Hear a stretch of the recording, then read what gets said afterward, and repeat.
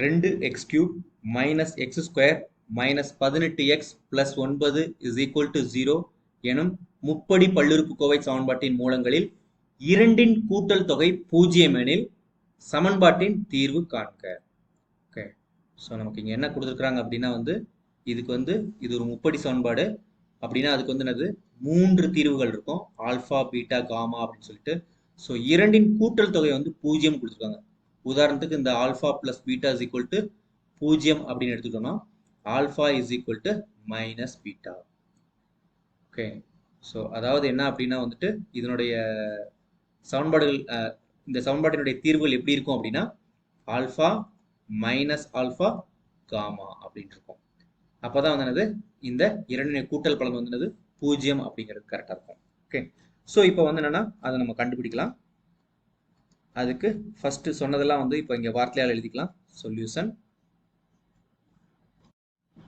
Alpha minus alpha மற்றும் gamma என்பன 2x³ minus x² minus 18x plus 9 is equal to 0 என்ற முப்படி பல்லுறுப்புக்கோவை சமன்பாட்டின் மூலங்கள் என்க.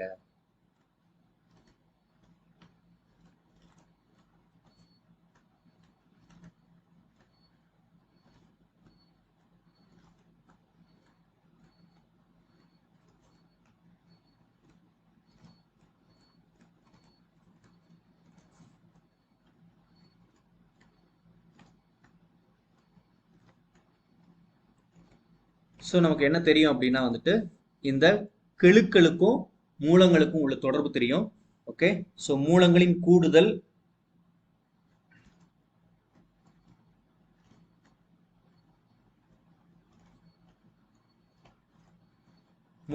ஃபார்முலா என்னது? மைனஸ் எக்ஸ் ஸ்கொயரின் கெழு டிவைடட் பை x³ கெழு.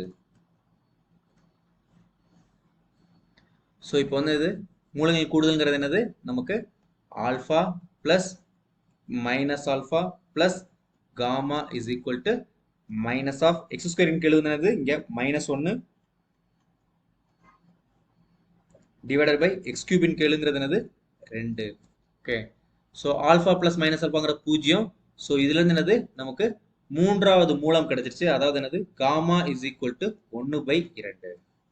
ஓகே, ஸோ இப்போ நமக்கு என்ன தேவை அப்படின்னா ஆல்ஃபா கண்டுபிடிச்சா போதும். ஸோ நமக்கு இன்னொன்று என்ன தெரியும் அப்படின்னா மூலங்களின் பெருக்கல் பலன் தெரியும். மூலங்களின் பெருக்கல் பலன் அது என்ன அப்படின்னா இந்த டைம் மைனஸ், இந்த டைம் பிளஸ், இந்த டைம் மறுபடியும் மைனஸ். ஸோ மைனஸ் மாறிலி உறுப்பு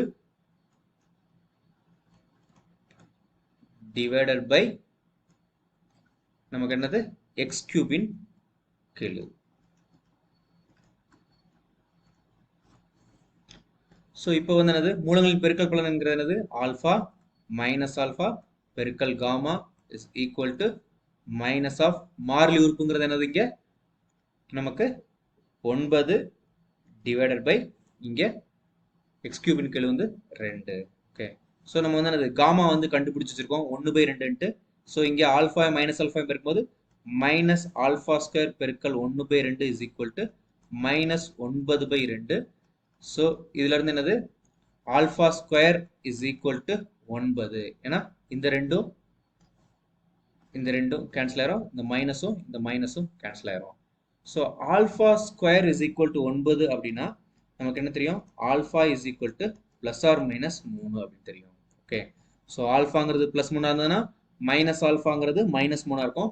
ஆல்ஃபாங்கிறது -3 இருந்ததுன்னா மைனஸ் ஆல்ஃபாங்கிறது +3 இருக்கும். ஸோ நமக்கு என்னது? தீர்வுகள் மாற போறதில்ல. ஸோ நமக்கு என்னது? தீர்வுகள் ஒரே தான் கிடைக்கும்.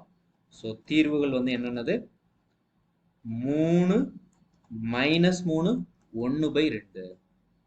ஸோ இதை தான் கண்டுபிடிக்க சொல்லியிருக்கிறாங்க. அதை நாம கண்டுபிடிச்சாச்சு.